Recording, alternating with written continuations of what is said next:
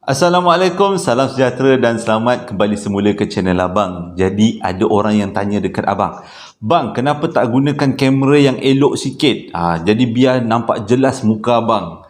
Mula-mula memang Abang nak beli kamera yang jelas mukanya, tapi ada dua alasan kenapa Abang tak beli. Berdasarkan daripada komen-komen yang Abang dapat, kebanyakannya diorang dengar, korang-korang semua lah dengar video Abang waktu tengah makan, waktu tengah buat kerja, waktu tengah menjahit, waktu tengah kemas rumah. Dengan kata lain, tak tengok pun muka Abang. Tak kisahlah abang muka coklat gelap ke, muka coklat cair ke, pakai baju apa ke, tak kisah. Yang penting suara abang diorang dengar. Itulah yang abang dapat feedback daripada komen-komen. Jadi itu adalah alasan pertama kenapa abang tak beli kamera yang cantik sikit. Alasan kedua kenapa abang tak beli ialah, kalau abang beli kamera yang elok, contohnya HD, Mehdi, apa benda semua tu, segala lubang-lubang dekat muka abang ni akan kelihatan sangat jelas. Seolah-olah korang tak payah tengok cerita hantu, dengar dia tiup abang dengan muka abang dah seram-seram sejuk. Jadi untuk mengelakkan daripada jadi macam tu, abang tak beli kamera. Alasan sebenarnya abang tak beli kamera sebab first kena kumpul duit lah kalau nak beli kamera yang bagus tu. Yang keduanya adalah abang selesa dengan menggunakan handset abang yang berharga 499. Rakan guna handset je. Yang penting abang nak sampaikan semua pengalaman orang. Jadi hari ni ada tiga cerita. Ada tiga cerita, tapi istimewanya tiga cerita ni, cerita pertama dengan yang kedua disampaikan oleh orang yang sama, iaitu Jason. Itu abang guna nama Jason, hari ni abang guna balik nama Jason. Dan cerita ketiga disampaikan oleh seorang budak lelaki namanya David, berlaku dekat satu universiti. Tapi yang bagusnya, tiga-tiga cerita ni adalah berasal daripada Sabah, negeri di bawah Bayu. Memang khusus hari ni tiga cerita seorang Sabah punya. Kalau ada siapa-siapa yang tahu tentang tiga-tiga cerita ni, boleh komen-komen kat bawah. Mana tahu ada pengalaman yang lebih kurang sama. Jadi tanpa membuang masa lagi, abang akan ceritakan ketiga-tiga cerita. Jom kita dengarkan. Cerita yang pertama berlaku dekat Sipitang, Sabah pada tahun 1992. Cerita dia macam ni. Adalah seorang lelaki dan isterinya, sepasang suami isteri lah kan. Diorang baru dapat anak. Anak inilah yang namanya Jason. Jason cerita semula dekat abang. Dia kata mak bapak dia cerita dekat dia, yang berlaku dekat Sipitang, lebih spesifik lagi dekat satu kilang namanya SFI, Sabah Factory, SFI, Sabah Forest Industry. Lupa. SFI, Sabah Forest Industry. Si suami ni, si bapak kepada Jason, kerja dekat kilang ni. Ni adalah kilang membuat kertas. Bila dia kerja dekat sini, memang pihak kilang bagi satu rumah percuma untuk pekerja-pekerja duduk. Dan selalu ni rumah dibagikan kepada pekerja-pekerja yang dah kahwin. Nak dijadikan cerita, Jason, mak bapak Jason baru je kahwin waktu tu, dan baru dapat Jason tahun 1992. Tapi emak Jason bukanlah pekerja dekat kilang tu, tapi mak dia bekerja sebagai cikgu dekat Sipitang. Ceritanya, setiap malam bapak Jason ni akan duduk lepak-lepak depan rumah bersama dengan kawan-kawan yang juga rumahnya berdekatan dengan rumah bapak Jason. Dengan kata lain, borak-borak malam lah. Itu adalah rutin bapak Jason setiap malam. Tujuannya adalah untuk menghilangkan boring. Dan kadang-kadang emak Jason pun akan join lah sama borak-borak tu. Tapi itu pada waktu mak Jason belum dapat Jason lagi. Tapi sekarang Jason dah lahir. Jadi banyak lagi masa mak dia bertumpu kepada anak sulung dia yang baru lahir, yang namanya Jason tadi. Ceritanya bermula, untuk setiap malam bila bapak dia borak-borak dekat depan, mak akan tidurkan Jason. Mak Jason akan tidurkan Jason dekat dalam bilik. Bilik akan digelapkan dan pintu bilik akan dibuka sedikit, beri laluan lah pada cahaya masuk. Tak adalah bilik tu gelap sangat. Dan memang menjadi rutin harian bapak Jason, bila mak dia masuk tidur, selang 10 minit bapak dia akan masuk bilik, tengok keadaan anak dengan isteri dia. Itulah rutin diorang selalunya sehari-hari. Tapi ceritanya nak jadi pada satu malam. Pada satu malam tapi tak diberitahu malam apa. Waktu tu Bapak Jason borak-borak dekat depan. Macam biasa dengan kawan-kawan. Mak Jason tidurkan Jason dekat dalam bilik tengah lah, lebih kurang macam tu. Jadi pintu bilik tu dibuka sikit. Tengah-tengah mak dia nak popok-popok si Jason ni, tiba-tiba mak dia dengar seolah-olah ada orang masuk dalam bilik. Waktu tu mak Jason memang beranggapan yang masuk dalam bilik tu si Bapak Jason. Jadi mak dia malas lah nak buka mata. Teruslah popok si Jason ni. Popok Jason. Tapi yang pelik dia, kenapa setiap waktu bapak dia masuk tu, bapak dia tak negur-negur mak dia. Contohnya lah, awak dah tidur sayang. Macam tu lah kan. Tak ada nak negur-negur. Selalunya bapak dia tegur-tegur. Negur-negur mak dia. Tapi kenapa kali ni bapak dia masuk tapi bapak dia tak negur-negur? Jadi mak Jason pun rasa macam apa yang tak kena ni. Mak Jason pun buka lah mata, tengoklah ke arah pintu. Waktu tu mak dia bilik-bilik pintu tu, kenapa pintunya agak terbuka sedikit? Maksudnya cahaya yang boleh masuk tu agak terang. Tak apalah, mak dia pun pergi dekat pintu, rapatkan pintu, sendal semula. Lepas sendal semula, mak dia pun baringlah kat sebelah Jason semula sambil tepuk-tepuk Jason. Tapi bila dia tengok Jason dah lelap, dia pun, si emak Jason ni pun terlentangkanlah badan, menghadaplah ke kipas yang ada kat siling. Lepas tu, ni Pak Seram ni. Lepas tu mak dia perasan, kenapa siling ni pelik?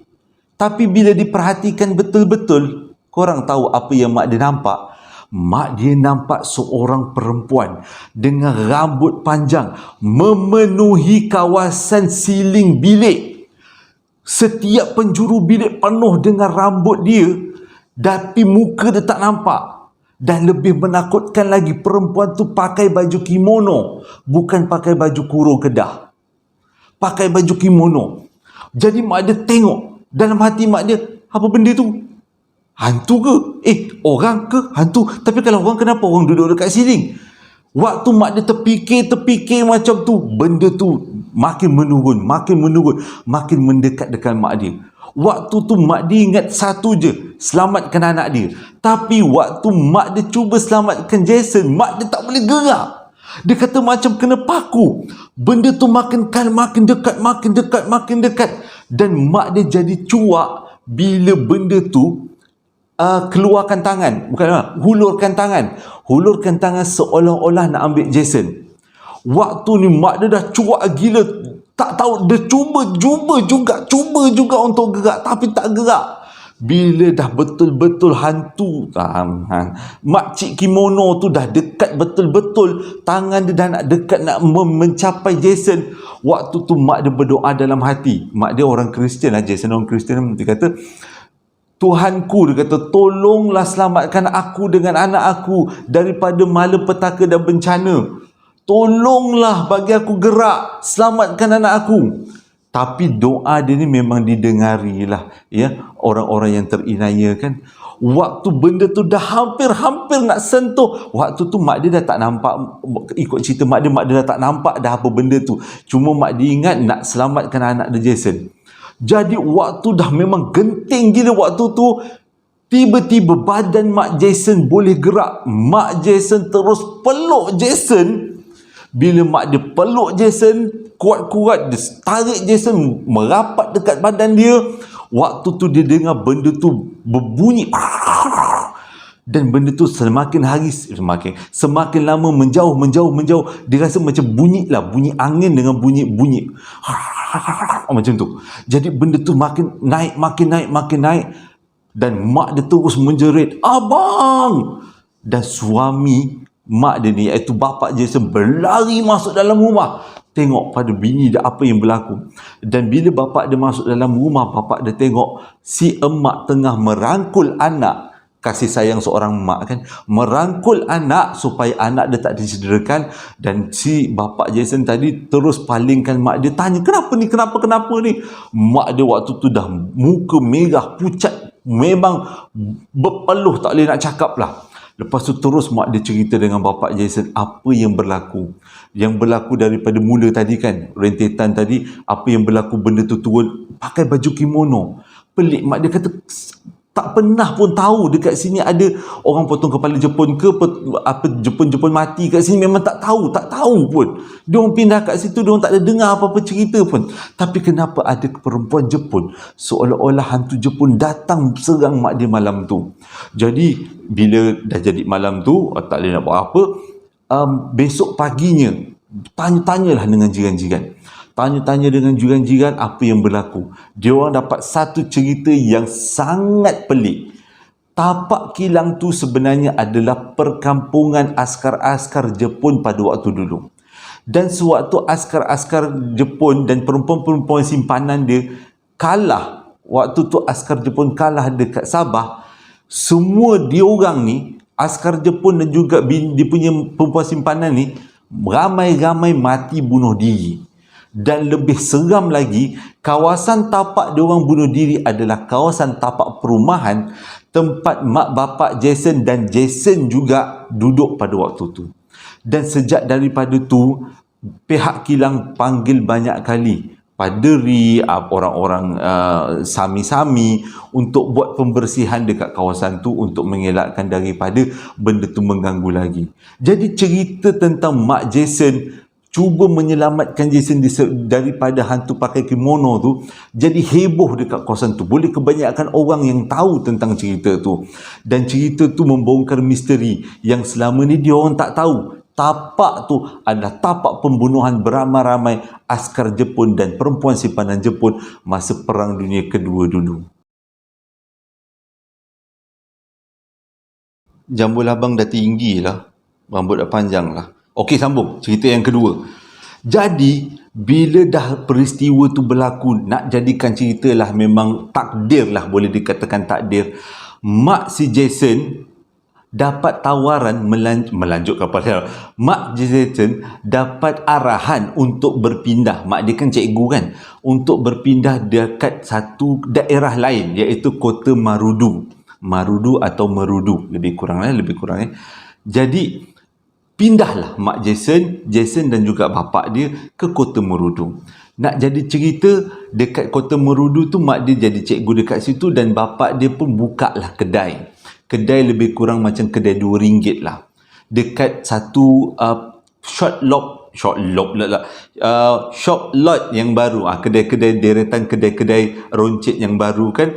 Jadi bapak dia buka lah kedai RM2, gabung-gabung lah dengan adik-beradiknya yang tinggal dekat situ, iaitu makcik Jason lah. Sebenarnya memuap. Maklumlah sekarang dah pukul 1:30 kan. Bercerita 1:30 memang kadang-kadang gangguan ada, ngantuk ada situ. Tapi abang gigihkan juga, siang tak boleh, susah, siang banyak kerja. Okey. Jadi bapak Jason kerja buka kedai RM2 lebih kurang. Mak dia pergi mengajar dekat sekolah. Jadi diorang ni, rumah diorang adalah terletak di atas kedai. Dengan kata lain, keluarga Jason duduk dekat rumah kedai. Dekat rumah tu ada beberapa bilik. Satu bilik untuk mak bapak Jason, satu bilik untuk Jason dan juga adik-beradik dia, dan satu bilik lagi untuk pekerja-pekerja bapak dia. Ada 2 orang kakak, mengikut kata Jason. Jadi membesarlah Jason daripada yang tadi dekat mana si Pitang tadi kan, SFI, Sabah Forest Industry tu, berpindah ke kota Marudu. Okeylah, membesarlah Jason. Tapi sepanjang Jason duduk dekat kota Marudu, duduk dekat rumah dia ni, mak dia selalu bagi pesan yang memang pelik pesan dia, iaitu jangan sekali-kali pergi dekat belakang kedai, main dekat belakang kedai. Dekat belakang kedai diorang tu dia macam ada belukar kecil lah, ada rumput yang tinggi, belukar kecil. Dan di celah-celah belukar tu ada satu bukan pondok tapi pondok kecil yang macam rumah untuk binatang kita lah, rumah untuk kucing, rumah untuk anjing lah, macam tu lah lebih kurang. Kecil je rumah dia. Dia dibina dekat-dekat dengan kawasan semak-semak menghadap ke hutan tu, hutan kecil tu. Jadi mak Jason bagi amaran daripada Jason kecil pindah situ sampailah besar. Jangan sekali-kali main dekat belakang. Tapi Jason tak pernah tanya dengan mak dia kenapa tak boleh main dekat belakang. Okey, cerita yang kedua ni berlaku pada tahun 2000. Waktu tu Jason darjah 5. 2003. Jason darjah 5. Jadi bila dah ada adik-beradik, ada kawan-kawan kenal, dia orang pun mainlah dekat depan kedai. Tapi daripada depan kedai, dia orang berpindah ke belakang kedai. Mainlah kat belakang kedai ramai-ramai. Ramai-ramai main. Tapi tak ada apa-apa berlaku. Cumanya ikut gerak hati Jason, dari celah-celah semak tu, macam ada benda lah yang menghati-menghati kat dia. Dia rasa macam tak sedap je. Jadi pada satu hari tu dia kata dia lepas habis main dekat belakang tu, mak dia tak perasan tu sebab mak dia pergi sekolah mengajar kan. Lepas dia main tu, malam tu dia pernah sekali mimpi ada seorang perempuan baju merah rambut panjang duduk di kawasan celah-celah semak berdekatan dengan pondok kecil yang ada di dalam semak tu, dalam kawasan belukar kecil tu. Nampak perempuan tu, tapi mukanya tak nampak. Dalam mimpi tu Jason perasan Jason duduk dekat belakang kedai dan memerhati ke arah dalam semak dan nampak perempuan tu pakai baju merah rambut panjang memandang tepat ke arah Jason. Tapi Jason tahu itu adalah mimpi. Bila dia bangun daripada tidur, dia pun tak adalah dia nak gigih sangat ingatkan mimpi tu balik, kan dia buat bodoh je lah. Jadi hari berganti hari dan dia tetap main dekat belakang. Pada satu hari, mak dia dapat tahu yang Jason dah main kat belakang. Marahlah mak dia. Mak dia cakap, kau tak tahu kat belakang tu ada apa? Berani-berani kau nak main kat belakang tu. Kau nampak tak pondok kecil kat belakang tu? Itu ada benda yang nunggu kat situ. Mak dia cakap macam tu. Jadi bila mak dia cakap macam tu, automatik Jason teringat mimpi dia balik.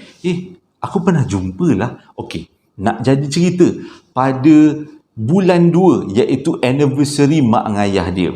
Mak ayah Jason pergi ke Pekan sambut anniversary kan. Jadi anak-anak tak dibenarkan ikut lah. Anak-anak duduk tinggal rumah lah. Sebab rumah tu ada bilik belakang tu ada 2 orang kakak yang duduk situ sekali. Jadi kakak tu ditugaskan oleh bapak Jason untuk merhati-merhatikanlah Jason dengan adik-adik dia.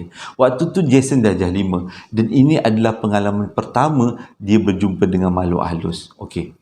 Jadi malam tu bapak dengan mak tak ada pergi dating sebab hari anniversary kahwin kan.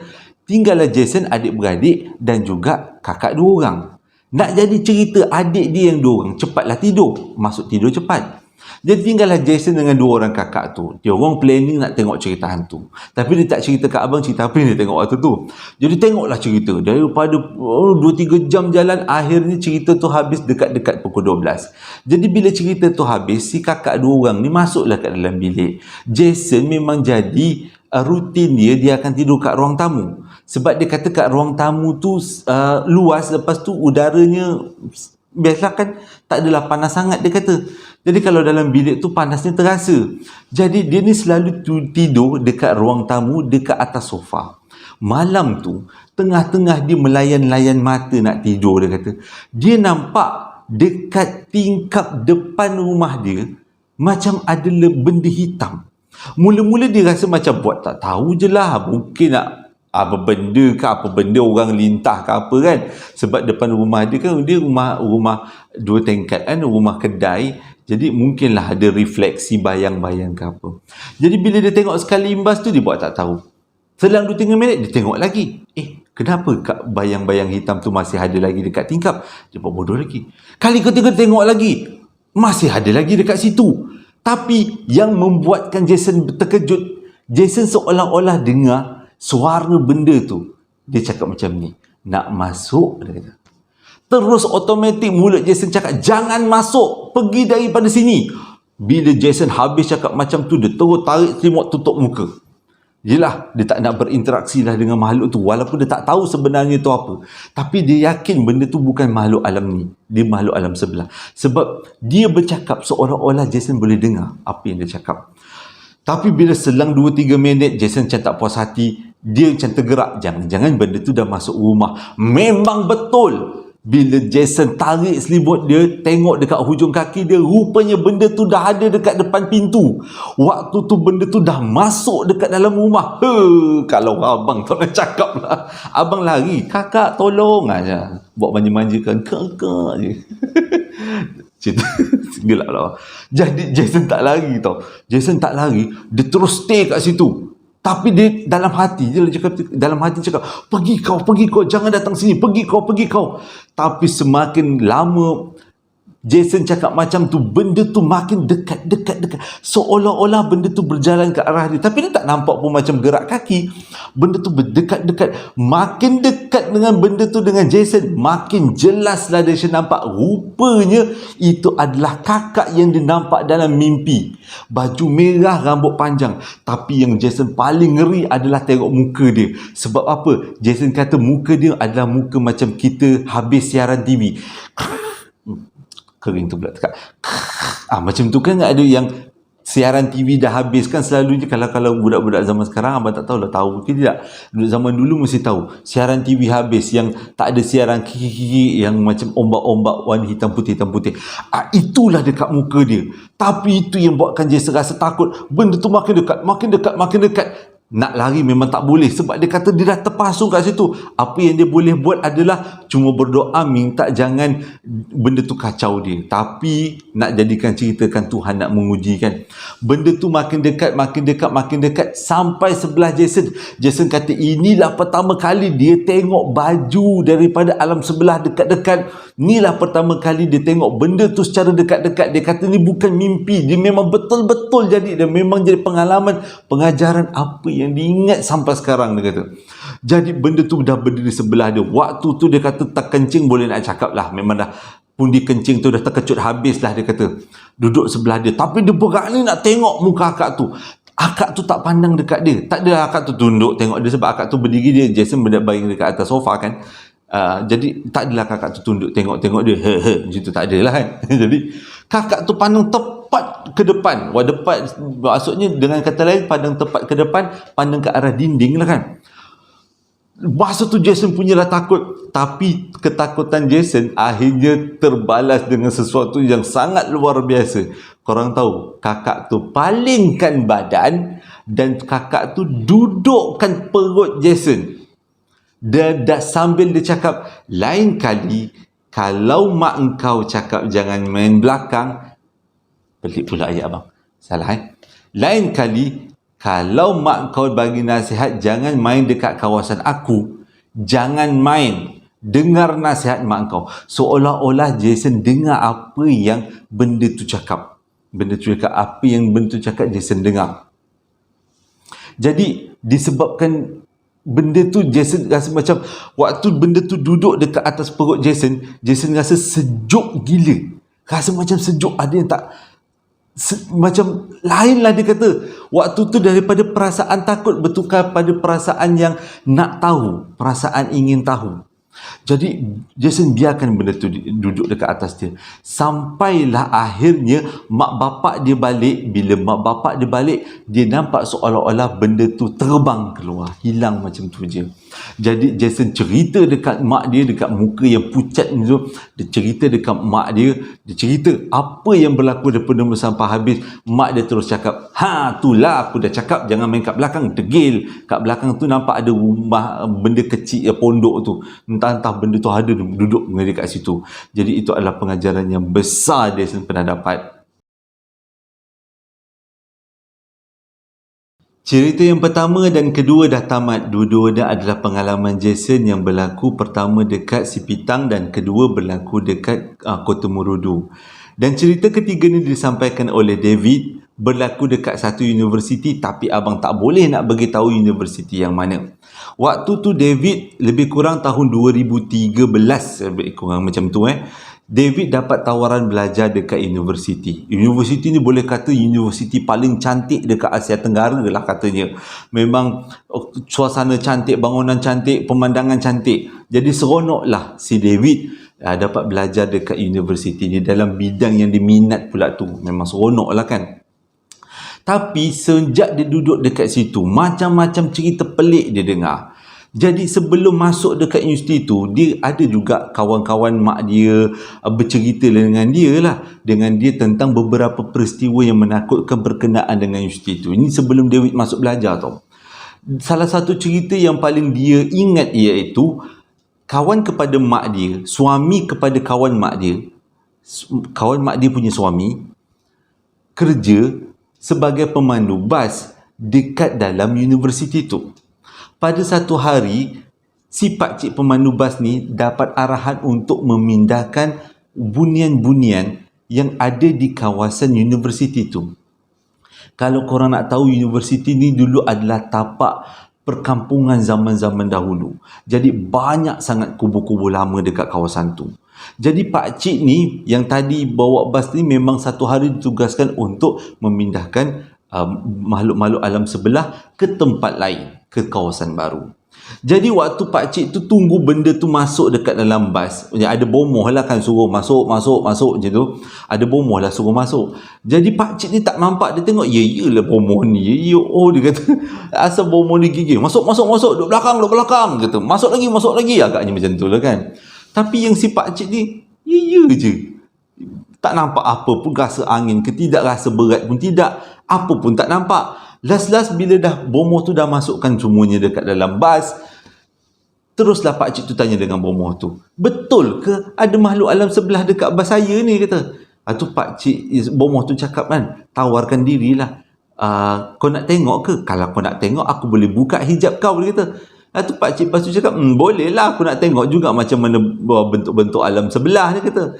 Jadi bomoh tu terus tekap tangan dekat mata pakcik tu, bacalah apa benda yang dia baca, dan dia buka.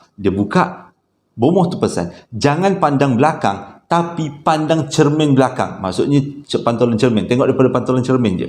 Itu je dia kata. Kalau pandang belakang, takut nanti kau pengsan. Tak siapa pula nak bawa bas. Aku memang tak reti, kata. Jadi pakcik ni pun pandanglah dekat cermin tengah. Jadi cermin tu boleh nampak semua belakang. Yang pakcik tu terkejut adalah banyak gila kat belakang. Bukan duduk berdiri, bertenggek semua. Oi, memang penuh pakcik belakang. Lepas tu mata semua terkebit-kebil tengok pakcik tu. Jadi percayalah pakcik tu sebenarnya yang dia bawa ni adalah makhluk alam sebelah. Macam-macam bentuk, macam-macam warna, dia kata. Yang tinggi, yang rendah, yang besar, yang kecil, semua ada.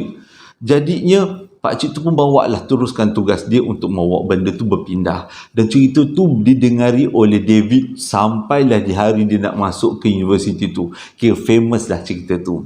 Jadi bila masuk kat universiti tu, belajar macam biasa. Tapi disebabkan pelajaran dekat universiti kan, memang selalulah ada kuliah-kuliah waktu malam. Cerita ni yang ni lah, kuliah waktu malam ni adalah pengalaman pertama dia.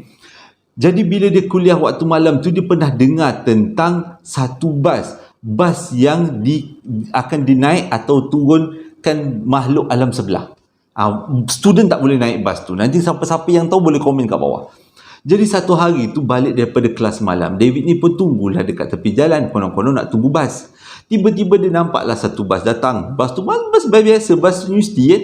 Bas tu lalu depan dia dan bas tu buka pintu. Bila bas tu buka pintu, David nak naik lah. Pakcik bas tu kata, jangan naik. Ni bukan untuk engkau, dia kata. Jangan naik. Jadi David macam, kenapa pula pakcik tak kasih aku naik? Tak apalah. Dia pun diam, dia tengoklah. Pakcik tu buka pintu, selang 10 minit pakcik tu tutup pintu, jalan. Bila jalan, dia tengok aja bas tu sampai ke hujung. Bas tu berhenti sekali lagi dan bas tu buka pintu sekali lagi. Selepas beberapa minit, bas tu tutup pintu, lepas tu bas tu jalan. Dalam hati David, ini rupanya bas yang dia cakap. Bas yang dikatakan bawa naik turun penumpang daripada alam sebelah. Jadi David kata, inilah pertama kali lah dia kata dia tengok bas yang lucu jugalah. Dia kata sebab tak ada orang kan nak kata, memang pelik lah, dia kata tu pengalaman yang pelik. Tapi pengalaman yang kedua ni memang lagi pelik. Pada satu malam, David ni Kristian, tapi dia duduk dengan seorang lagi budak India dan seorang lagi budak Cina kalau tak silap. Yang Cina tu yang menyetan. Jadi satu hari tu dia ni tidur awal. Dalam bilik tu ada 3 katil, tapi katil tu disusun sebelah menyebelah. Maksudnya katil David, katil Jason, katil David, katil Tan dengan katil seorang lagi budak India. Malam tu ada satu benda yang aneh berlaku. Tengah-tengah David tidur, tiba-tiba David rasa macam katil dia digoyang. Rasa macam ada yang tak kena dengan katil dia. Waktu ni dia tidur meniarap kan. Jadi bila dah rasa katil dia ni lebih kurang macam nak runtuh, dia pun menjeling lah macam ni lah cerita. Jeling ke arah belakang. Siapa pula yang mengonak-anirkan katil dia ni? Tapi dia punya terkejutnya, rupanya katil dia dicelah kaki dia. Maksud kalau kita tidur menyarap, kaki kita kan akan satu ke kanan, satu ke kiri kan. Ada belahan lah kat tengah-tengah tu kan. Dia nampak ada seorang budak hitam meloncat-loncat kat tu sampai kan katil dia bergegar-gegar. Dia sebenarnya tak ingat, David tak ingat sebenarnya yang tu hantu. Dia terus cakap, kau buat apa kat sini? Kau pergi boleh tak? Dia kata, aku nak tidur tau. Bila David cakap macam tu, benda tu terus diam. Lepas diam, benda tu terus pandang David. Diam, senyum je pandang David. David cakap lagi, pergi pada sini, aku nak tidur ni. Tiba-tiba benda tu macam tu, hilang macam tu je. Barulah waktu tu David tahu, David sedar yang dia nampak tu adalah makhluk alam sebelah. Terus terbangun dia. Bila David terbangun, Tan pun terbangun juga. Lepas tu David pandang Tan. Kau nampak ke? Dia kata, tak, aku tak nampak. Tapi aku tengok katil kau daripada tadi bergegar-gegar. Kenapa? Kau nampak apa? Lepas tu David cakap pula, tadi aku nampak macam ada budak hitam lompat-lompat ke atas katil aku. Aku tak sangka kau pun nampak, dia kata. Aku ingat kau tak nampak, dia cakap dengan Tan. Dan Tan pun menjadi saksi mata yang katil David bergerak-gerak pada malam tu. Dan ini menjadikan dua cerita pengalaman paling best David belajar dekat universiti tu. Dan dia ceritakan kat semua orang setiap kali yang dia jumpa tentang pengalaman belajar dekat universiti tu. Terima kasih dah menonton video abang daripada mula sampai habis. Abang harap ia menjadi iktibar kepada kita semua. Pengajaran cerita yang pertama, kasih ibu tip-top. Selalu nak melindungi anak. Dan kita sebagai anak memang patut melindungi ibu sebagai balasan jasa mereka didik kita, mengandungkan kita kan. Itulah apa yang kita perlu buat sebagai anak. Itu pengajaran pertama. Pengajaran cerita yang pertama. Pengajaran cerita yang kedua, kalau mak kata jangan main kat belakang, janganlah main kat belakang. Kalau tidak nanti takut apa-apa benda yang berlaku. Kalau tak ada benda Allah tu pun, mungkin ada binatang-binatang berbisa ke. Nasihat mak memang kena ikut. Dan pengajaran yang ketiga adalah kehidupan dekat kolej memang ada macam-macam.